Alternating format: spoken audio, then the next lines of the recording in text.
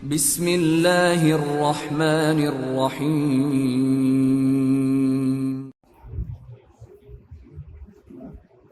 بسم اللہ الرحمن الرحیم.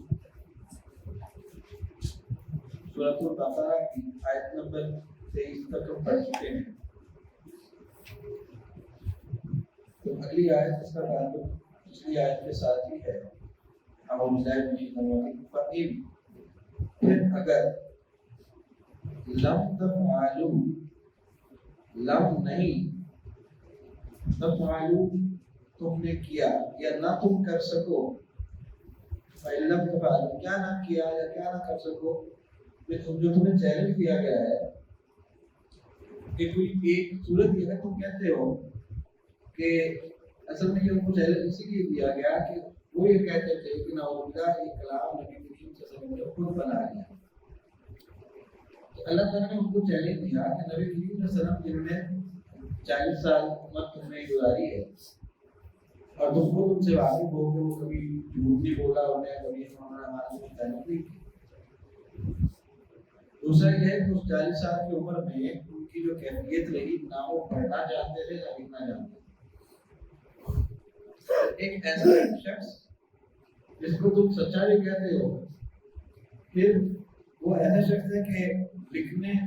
اس کے نہ لکھ سکنے اور نہ پڑھ سکنے کے بارے میں تم گواہ بھی ہو. اس پر تم یہ الزام کرتے ہو کہ اس نے کلام خود بنا لیا. اس لیے اللہ نے ان کو چیلنج کیا کہ میرا یہ امی نبی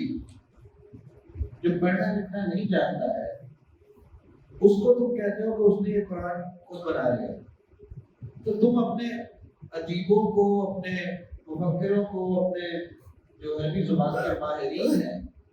سارے جہان کے تم اکٹھے کر لو اور سارے مل کے اس ایسی ایک صورت بنا کے لے آؤ. اور اگر تمہارے سارے پڑھے لکھے اور سارے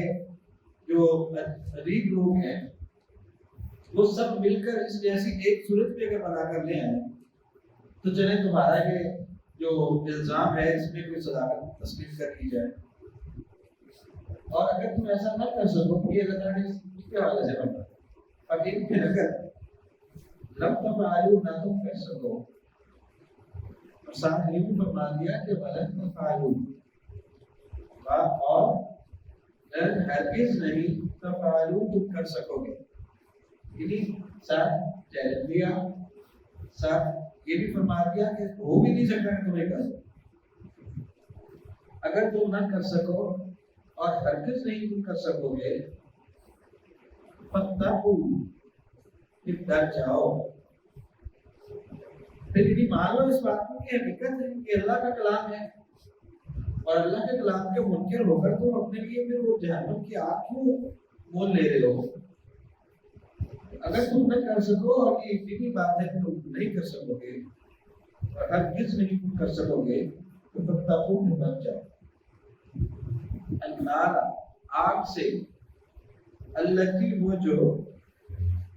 وقودها ایندھن ہے اس کا. وقود بڑا ہے بڑے لفظ آپ ایندھن ایندھن سے مراد سے پنجابی میں پالن کہتے ہیں. لیکن جلانے کے لیے لکڑیاں یا جلانے کے لیے جو ایسی چیزیں جن کے ذریعے سے آگ جلائی جائے اس کو وقود کہا جائے. تو وقودها ایندھن ہے اس کا. الناس لوگ والحجارہ اور پتھر. لوگوں سے مراد تو یقیناً وہ مجرم لوگ ہیں کافر منافق. حجارہ سے مراد کیا ہے دو طرح سے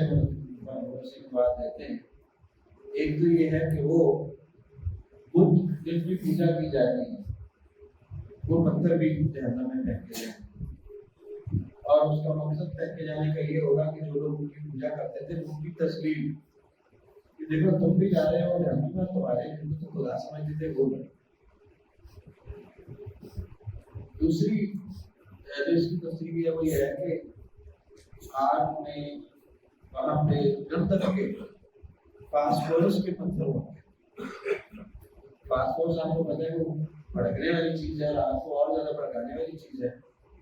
تو وہاں پر ایندھن کے طور پر جہاں لوگوں کو ڈالا جائے گا ساتھ فاسفورس کے پتھر بھی ڈالے جائیں گے. تو بہرحال ہے وہ پتھر مراد اس سے جو بتوں کے پتھر ہوں یا پاسپورٹ کے مانا تو وہی رہے گا. مقولہ ادھر ہے اس کا ناس و لوگ والحجارہ اور پتھر اعدت وہ تیار کی گئی ہے. اعد اس نے تیار کیا, اعدت اس ایک مؤنث نے تیار کیا, اعدت وہ ایک مؤنث تیار کی گئی, یعنی وہ اعدت وہ تیار کی گئی ہے للکافرین لے واسطے کافرین کافروں کے, وہ کافروں کے لیے تیار کی گئی. ظاہر کافروں سے مراد مشرک بھی ہیں, کافروں سے مراد منافق بھی ہیں,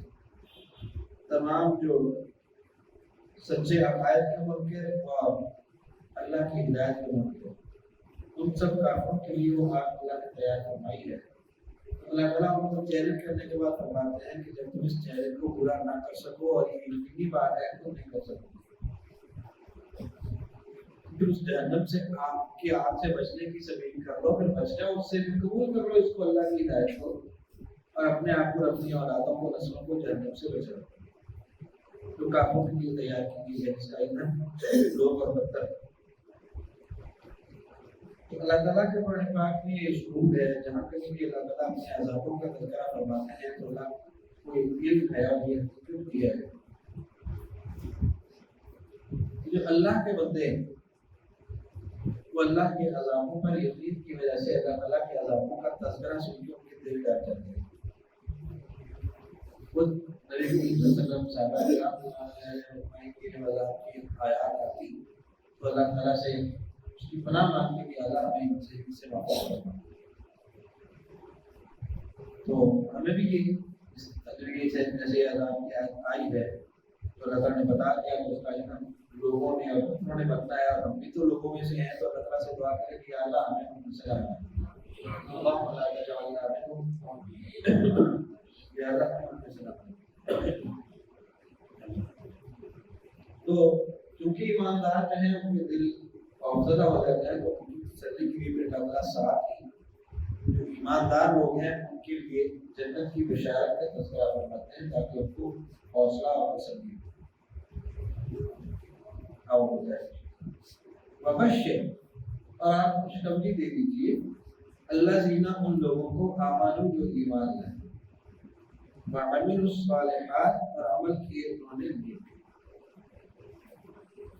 ایمان لانے کا مطلب بھی آپ جانتے ہیں 6 چیزیں, اللہ پر ایمان, اللہ کی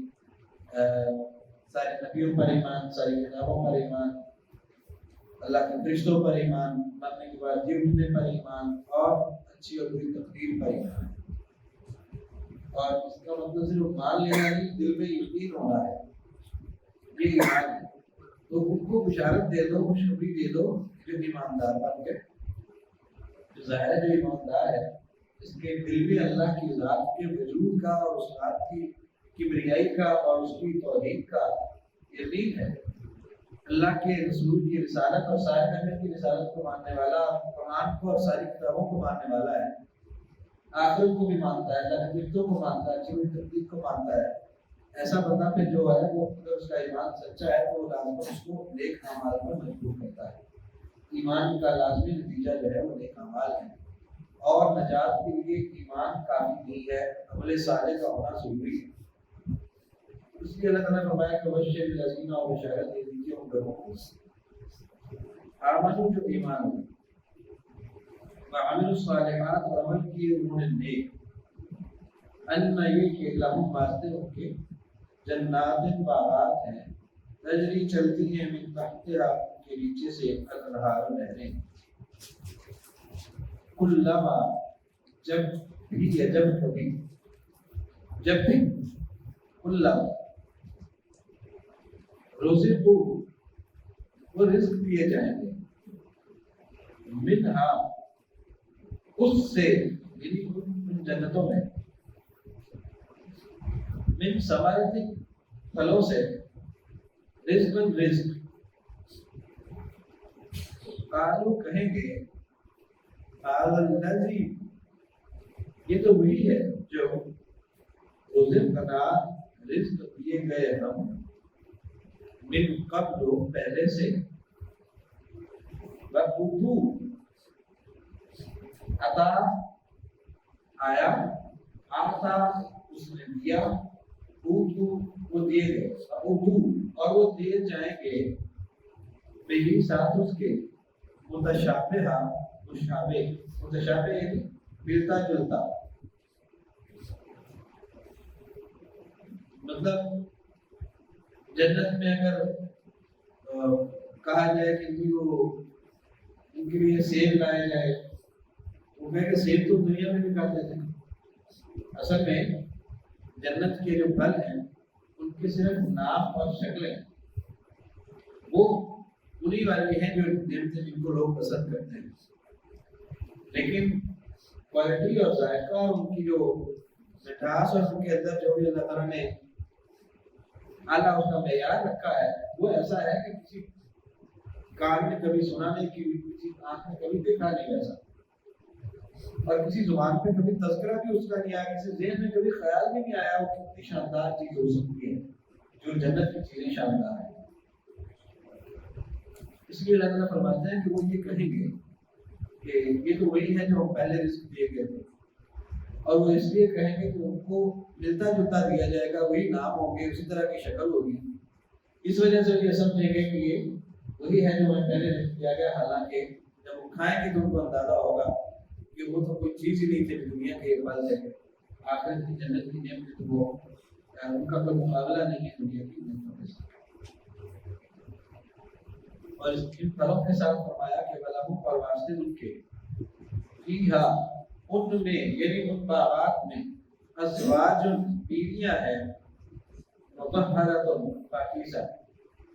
دنیا میں تو عورتوں کی بہت ساری غلاظتیں ان کے ساتھ منسلک ہیں،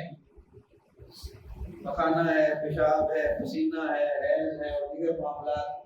جو انسانوں کے ہوتے ہیں، لیکن وہ ایسی صاف ستھری کہ ان میں کسی قسم کی ایسی کوئی غلاظت کا وجود ہی نہیں۔ تو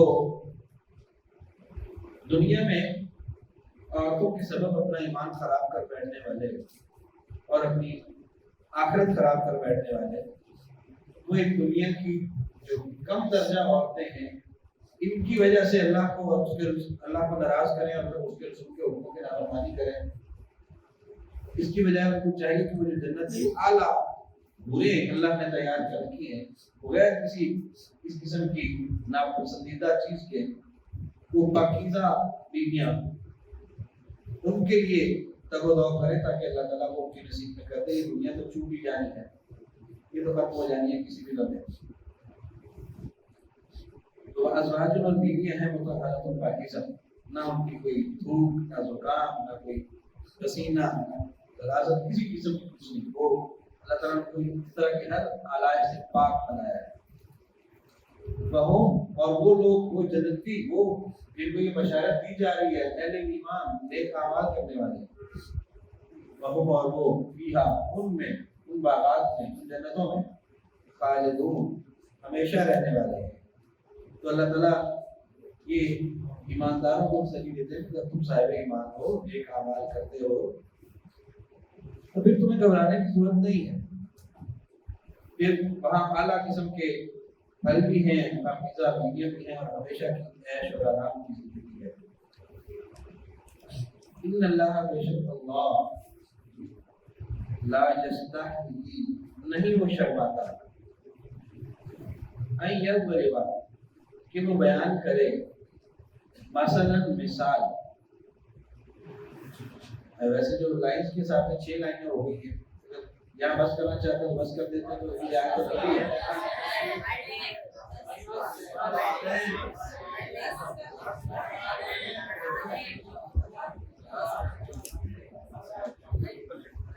تو مجھے ابھی تک اندازہ نہیں ہے کلاس کے کیپیسٹی کا صحیح کہ آپ کر پائیں گے، اگر یہ پوری کر لیں تو کر لیں۔